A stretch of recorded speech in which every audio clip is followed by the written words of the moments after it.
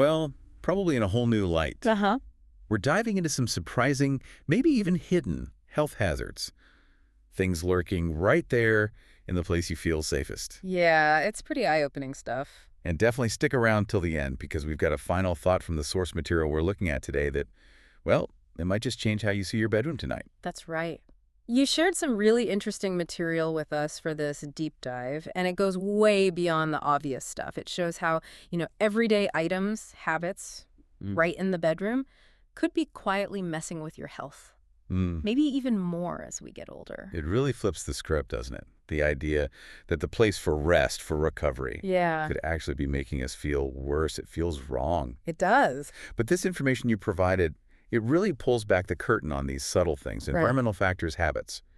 So our mission today is to pull out the key insights from this material, help you pinpoint potential issues and, turn your bedroom back into that sanctuary it's supposed to be.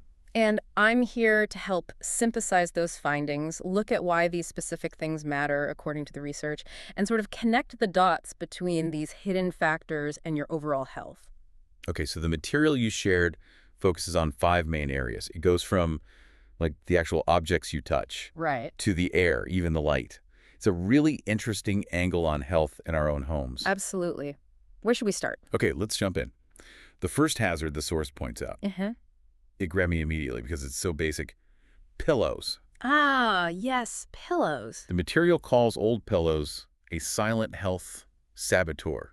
A saboteur. That sounds pretty dramatic for a pillow. It does sound strong, yeah. What did the source say makes them such a problem? Well, it seems surprising, but the research is quite clear.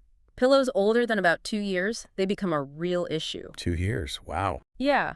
Over time, they just collect an incredible amount of stuff. We're talking dust mites, mold spores, sweat, dead skin cells, bacteria. It's basically a whole micro-ecosystem you're pressing your face against. Ugh, okay.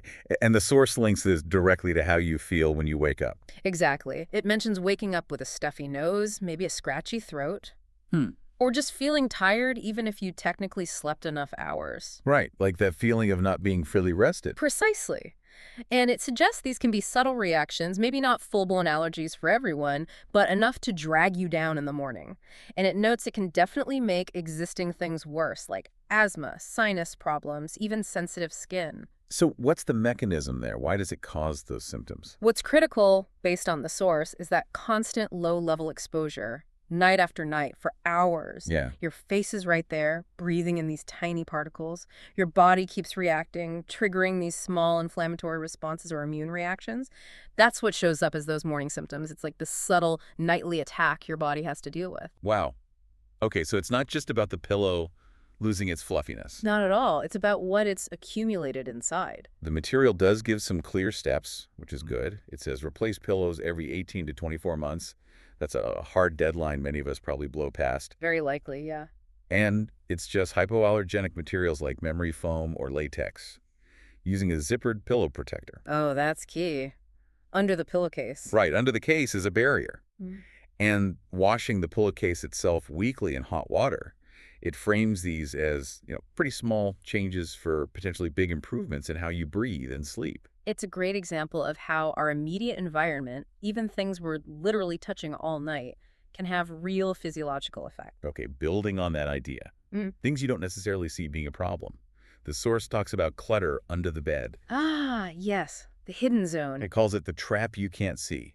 Most of us stash stuff under there, right? Yeah. Boxes, bags, old shoes. Sure, out of sight, out of mind, or so we think. So what's the issue according to this source? Well, that space, especially if it's full of stuff that isn't sealed up or cleaned often, it just becomes this perfect collection point for dust. Just regular dust. Well, the source clarifies it's not just inert dust. It's loaded with those same allergens and irritants. Yeah. Dust mites again, mold spores, pet dander if you have pets. Right.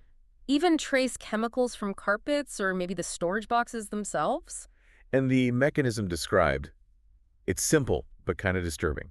The material says as you sleep, you breathe deeper, and just the natural air movement in the room, plus you maybe shifting around, it stirs up tiny particles from under the bed. And they become airborne. Right into the air you're breathing all night long. Exactly. So again, it's that constant low-level exposure while you're trying to rest and recover. The symptoms the source mentions are similar to the pillow issue, waking up congested, maybe sneezing, dry throat, even restless sleep, because your body's busy reacting instead of fully resting. What I found really interesting here is the source adds a psychological angle, too. Oh. It suggests that even if you don't consciously see the mess under the bed, your brain kind of senses it, like on a subconscious level. Interesting, like a background hum of disorganization. Yeah.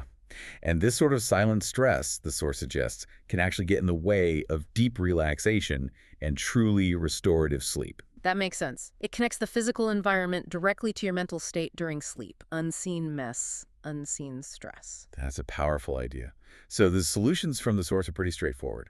Clear out that space, be ruthless. Declutter, yeah. And anything you do keep under there, use sealed, solid containers, not just cardboard boxes. Great, the dust out. And crucially, vacuum under there regularly, like every couple of weeks. Actively remove the buildup. The force even says, try it. Clear it out completely and just see how you feel sleeping that night. It's a tangible step. Addresses the air quality and maybe that subtle psychological weight. All right, let's shift gears. What about things people deliberately use to make their bedroom feel nicer, like artificial scents? The plug-ins, the sprays, the scented candles. Yeah. The source you shared raises a pretty big red flag here, doesn't it? It does. The material points out that while they smell nice, most of these common scented products rely on volatile organic compounds, VOCs. VOCs. Okay, what are those exactly? They're chemicals that basically turn into gas easily at room temperature. They off-gas into the air. That's what you're smelling. And breathing them in.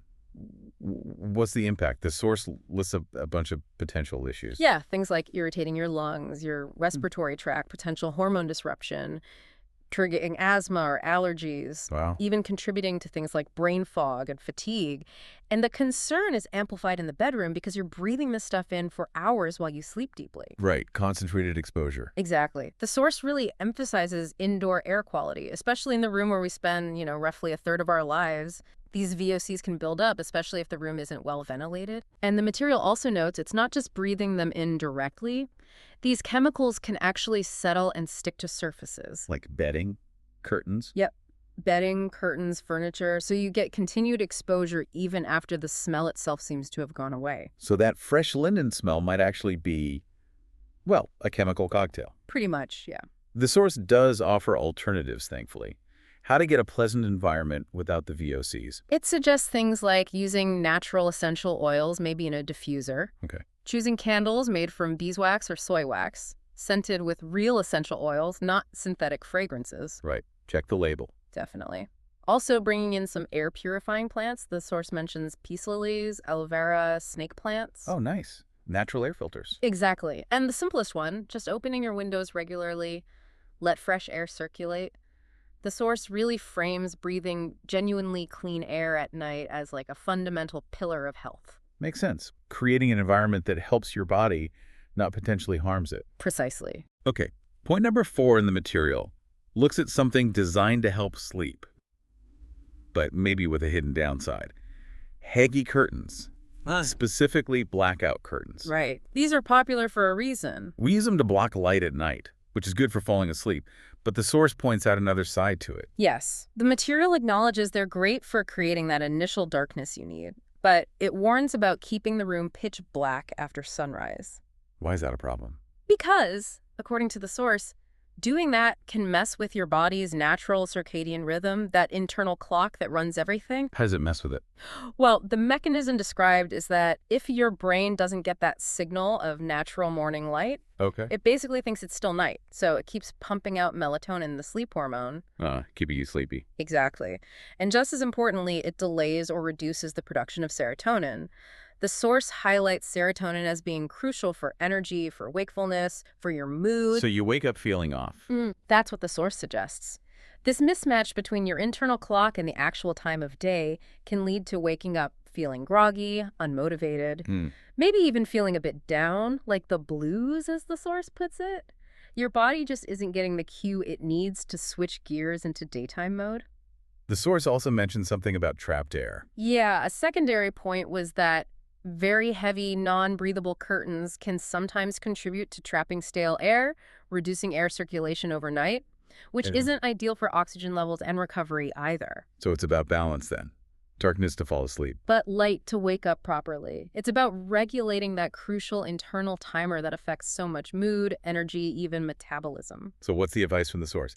Just ditch the blackout curtains. Not necessarily. The advice is more nuanced. Use them at night, definitely. But make it a habit to open them wide first thing in the morning. Let the sunshine in. Yes, let that natural light flood in. Signal your brain, okay, it's daytime.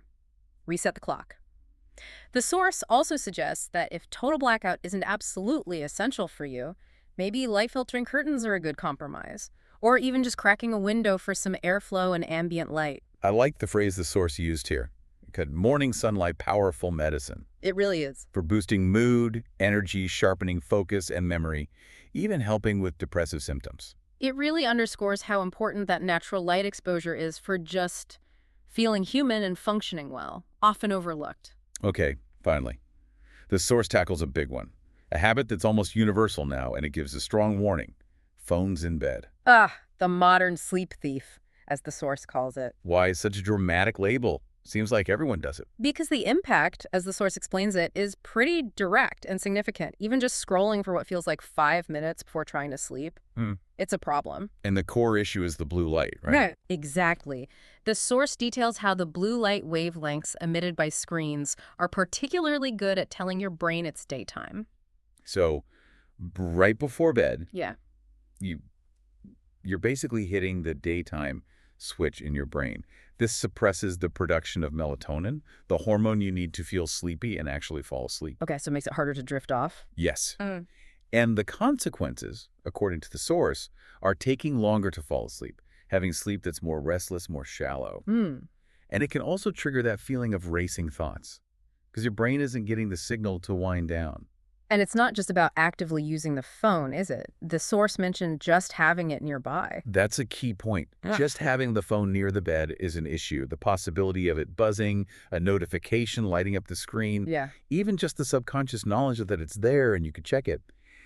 It keeps your brain in this state of low-level alert. It prevents it from fully disengaging and going into deep rest mode. Even if you think you're ignoring it. Even then, the research cited in the source shows just how sensitive our sleep systems are to these kinds of modern stimuli. That constant connectivity, the screen always waiting, it fundamentally clashes with the calm, low-stimulus environment needed for good sleep. The source is pretty blunt with its recommendations on this one. Very clear, yes. It basically says, get the phone out of the bedroom, period. Ideally, yes. Or at the very least, put it far away from the bed, maybe on airplane mode if you absolutely feel you need it in the room for an alarm. And it suggests going back to an old-fashioned alarm clock. A simple solution. And crucially, stop all screen time, phone, tablet, computer, TV, at least 30 minutes before bed, ideally longer. Give your brain time to transition. And during that wind-down time, the source suggests alternatives like reading an actual physical book, Yeah. journaling, listening to calm music, things that are genuinely relaxing. The final thought from the source on this was really direct. No screens, no buzzing, just calm. It really reinforces that the bedroom needs to be a dedicated space for rest, free from the digital noise and biological disruption. Okay, so let's recap quickly based on the material you shared. We've looked at how old pillows could be full of irritants, Right. Microscopic stuff. how clutter under the bed traps dust and maybe even adds a layer of stress, how those nice-smelling artificial scents might be releasing harmful chemicals, CRCs. how heavy curtains blocking morning light can mess with your body clock, Keeping you groggy. and how our beloved phones are basically hijacking our sleep mechanisms. If we step back and look at all those points together, the source material really paints a picture, doesn't it? Yeah. It highlights this central theme. Our bedroom environment, something we often just take for granted, is actually a really powerful, though often invisible, factor in our health and well-being. And it especially underscores how these sort of cumulative exposures, these subtle disruptions, even seemingly minor things, can add up and have a more noticeable effect over time, which is relevant at any age, but maybe especially as we get older. And that's really the key takeaway for you listening, right? This isn't just interesting trivia. Not at all. These are actionable insights pulled right from the material you shared. You can literally look around your own bedroom tonight and see where these things might apply to you, Mm-hmm. making simple changes based on this source.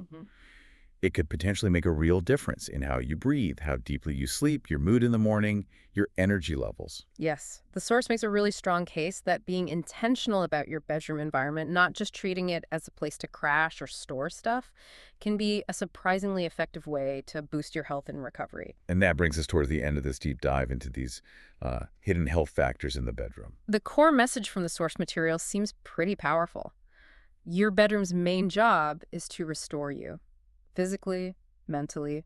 And these simple environmental tweaks, paying attention to your pillow's age, clearing clutter, opting for natural scents, letting in morning light, getting screens out of the space, they aren't just minor details. According to the source, they're fundamental steps that can genuinely change how you feel each day. So maybe as you head into your bedroom tonight, take a moment. With these ideas from the material we discussed in mind, just look around with fresh eyes. Yeah. Ponder, as the source suggests, how maybe some deeply ingrained habits or items you haven't thought twice about might be silently influencing your health, and how empowering just a little bit of environmental awareness, guided by sources like this one, can actually be. Absolutely. A quick look at your sleeping space through this lens, it might reveal some really surprising, easy opportunities to feel better starting tonight. Well said. Thanks for joining us for this deep dive. We really hope the insights we've pulled from this material are valuable for you.